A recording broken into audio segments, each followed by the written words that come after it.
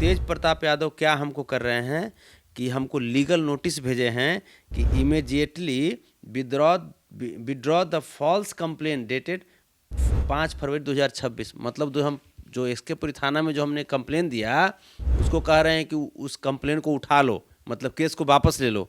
बताइए, इतना तो क्या आप राजा के बेटा हैं तो मैंने आप ही को सब अधिकार है। हम लोग कब आया? ये आज आया है। हाँ, आज आया है। मैं माननीय गृह मंत्री जी से, मैं माननीय मुख्यमंत्री जी से, मैं डीजीपी साहब से, एसएसपी साहब पटना, मैं सबसे मैं आग्रह कर रहा हूँ कि मेरी जान माल की सुरक्षा की जाए, मुझे प्रशासनिक सुरक्षा मेरे परिवार को भी उपलब्ध कराई जाए। ये चलते कि तेज प्रताप यादव क्रिमिनल माइंडेड आदमी रखते हैं और वो कभी भी हमारी या मेरे परिवार के साथ अनहोनी कर सकते हैं, हत्या कर सकते हैं। एक दौर था जब बिहार सरकार के पूर्व मंत्री लालू प्रसाद यादव के बड़े लाल तेज प्रताप यादव के एक आवाज पे संतोष रेणु यादव किसी से भी दुश्मनी ले लेते थे और उनके कहे अनुसार हर काम को करने को तैयार होते थे। लेकिन पिछले कुछ महीनों से अब संतोष रेणु यादव, तेज प्रताप यादव की राहें अलग है। आपको पता ही होगा कि जनशक्ति जनता दल के राष्ट्रीय प्रवक्ता के तौर पे संतोष रेणु यादव नियुक्त थे, उन्हें बर्खास्त किया गया। तेज प्रताप यादव ने कई गंभीर आरोप लगाए और उसके बाद सचिवालय थाने में तेज प्रताप यादव ने आवेदन दिया। संतोष रेणु यादव ने भी पटना के बेउर थाने में आवेदन दिया और साफ तौर पे कहा कि उनके जान को खतरा है। और एक बार फिर से जो वाकया हुआ जनशक्ति जनता दल के पूर्व प्रदेश अध्यक्ष जय सिंह राठौर के कार्यालय पे जो पूरा वाकया हुआ, संतोष रेणु यादव ने तमाम वाकये को बताने का काम किया और उसके बाद पटना के कृष्णपुरी थाने में आवेदन दिया, अपहरण की साजिश का आरोप लगाया। आखिर क्या कुछ पूरी घटना थी, हमारे साथ बात करने के लिए माधव सेना के राष्ट्रीय अध्यक्ष संतोष रेणु यादव जी। संतोष जी, क्या हुआ था, आखिर इस तरह से क्यों हो रहा है आप दोनों के बीच में? सचिवालय थाना में वो आवेदन दिए, बेउर में आप दिए, उसके बाद आप बता रहे हैं कि अपहरण की योजना बनाई गई, क्या हुआ? इससे देखिए, कहने का मतलब है कि आप ज़बरदस्ती किसी भी व्यक्ति को आप उठा करके और अपने आवास पर लेकर के चले जाइएगा, जबकि उसी व्यक्ति को आपने अपमानित करते हुए उसके खिलाफ केस किया कि जान से मारने की धमकी देता है या जान को खतरा है। मैं माननीय तेज प्रताप यादव जी से पूछना चाहता हूं कि सचिवालय थाने में आपने मेरे खिलाफ आवेदन दिया, एफआईआर भी किया कि संतोष रेणु से मुझे जान को खतरा है। आखिर जब आपको मेरे वजह से जान को खतरा था तो फिर हम जहाँ पे थे वहाँ पे आप कैसे चले आए? दूसरी चीज़ कि शादी का कार्ड देने के नाम पर मुझे बुलाया गया और मुझे बुला करके और वहाँ पे रखा गया और 10 मिनट के अंदर में ही तेज प्रताप यादव जी का आगमन होता है। आगमन जब हुआ उसके बाद मुझे बोला गया, हम जब उनको प्रणाम किए तो बोलते हैं कि चलो पैर छू। आज जब पैर छुए तक कहते कि इसका फोटो खींच हंसो। इस प्रकार से समझिए कि बंदूक के नोक पर जैसे हंसाया जाता है डरा करके, वैसे करके मुझे वहाँ पे जलील किया गया। नहीं तो आप ये बताइए ना कि जहाँ पे पूरे एक गुर्गा रहेगा, पूरा गैंग रहेगा, वहाँ पे आप अकेले हो जाइएगा। हम डर गए क्योंकि हमको बोले क्या कि तू दिल्ली पटना कर रहा है, जो बड़का तू नेता बनल चल रहा है, जो कितने नेता के बाल बच्चा आप परिवार कटा के गंगा जी में फेंका गया रे। तो जब बाल बच्चे पे बात आती है, परिवार पे बात आती है तो हर लोग सहम जाते हैं। फिर वहाँ से हमको धमकी देते हुए फिर बोला गया कि चुपचाप बाहर निकलना, बढ़िया से अपना किसी को पता नहीं चले, बढ़िया से गाड़ी में बैठना, और नहीं तो यहाँ से तो निकल जाओगे लेकिन इसके बाद में तुम्हारा परिवार का क्या होगा वो तुमको पता चल जाएगा। हम फिर वहाँ से फिर भी हम हटना चाहे, फिर भी डांट करके हमको गाड़ी में बैठाए, मेरा बाँह खींच कर गाड़ी में बैठाया है। बैजनाथ ज़्यादा स्कॉर्पियो था, स्कॉर्पियो में बैठाया था।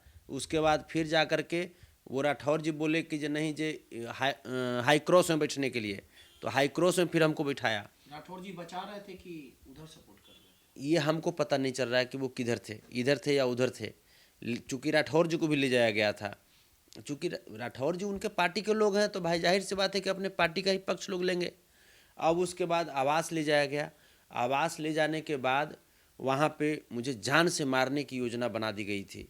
वो तो ऐन वक्त पे आशुतोष जी पहुँचे, और जब आशुतोष जी पहुँचे तो उसके बाद इनका चेहरा मोहरा ही चेंज, बिल्कुल चेहरा मोहरा चेंज। तुरंत भर में फिर कहने लगे कि अरे इसको तो पार्टी में शामिल करने के लिए लाए थे, ये ले आए थे, वो लाए थे, वो पार्टी का टोपी पहना करके। अब बताइए रात में 9 बजे रात में किसान सदस्यता दिलाया जाता है, बताइए आप।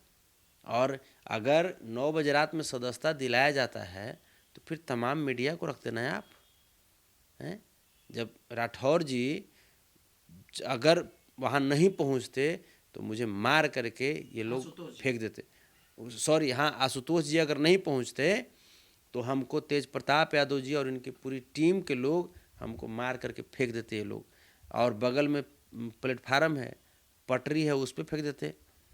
आशुतोष जी आपको निकाले नहीं, आशुतोष जी फिर अब उससे फिर डर गए, तेज प्रताप जी डर गए कि अब उनको लगा कि भाई आशुतोष जी देख लिए हैं, तो देख लिए हैं तो भाई दिक्कत हो जाएगा ना, सबको बोल देंगे। तो ई चलते फिर हमको टोपी पे पहना करके झूठा मूठा सदस्यता दिलाने का बहाना इन्होंने रचा। और इसके बाद फिर हम अगले दिन जब घर आए उसी दिन, तो फिर अगले दिन हम सब अपने लोग से बात किए, जाकर के एसकेपुरी थाना में हमने शिकायत दर्ज कराया। और उसके बाद से अभी तक कोई संतुष्टिजनक कार्रवाई नहीं हुई है। माँ भी आपकी गुस्से में थी? हाँ बिल्कुल, माँ को पता चला, माँ भी आई, माँ आई, वो भी नाराज़ थी। तो जाहिर सी बात है किसी को भी जब किया जाएगा इस प्रकार से, चाहे कोई हो, तेज प्रताप यादव जी हों, चाहे कोई इवन कोई भी व्यक्ति हो, सब कोई अपनी माँ के लिए उतना ही प्यारा होता है। हम भी अपने माँ के उतने ही प्यारा बेटा हैं। तो आप राजा के बेटा हैं इसका मतलब नहीं ना होगा कि आप किडनैप कर लीजिएगा हमको। हम गरीब के बेटा हैं तो इसका मतलब नहीं ना है कि आप जो कहिएगा वो हम करेंगे। आप हमको जितना मेंटली आप टॉर्चर कर रहे हैं, और इसके साथ साथ मुझे प्रशासन जितना मेंटली मुझे टॉर्चर कर रही है, मैं सम्राट चौधरी जी से, माननीय गृह मंत्री से मैं आग्रह कर रहा हूँ अभी भी कि मुझे मैंने बहुत टॉर्चर किया जा रहा है, मेरी रक्षा कीजिए। आपकी प्रशासन भी नहीं समझ रही है। देखिए हम सबको मैंने मेल किया है, मैं आपको दिखा रहा हूँ, दिखा दीजिए, मैंने सबको मेल किया है। देखिए ये मेरा है, ये 5 तारीख को मैंने एसकेपुरी थाना में जो लिखा है, आवेदन दिया है, वो है। इसके बाद देखिए मैंने एसएसपी साहब को, देखिए एसएसपी पटना, एसएसपी साहब को मैंने मेल किया है। उसके बाद फिर थाना क्या बोल रहा है?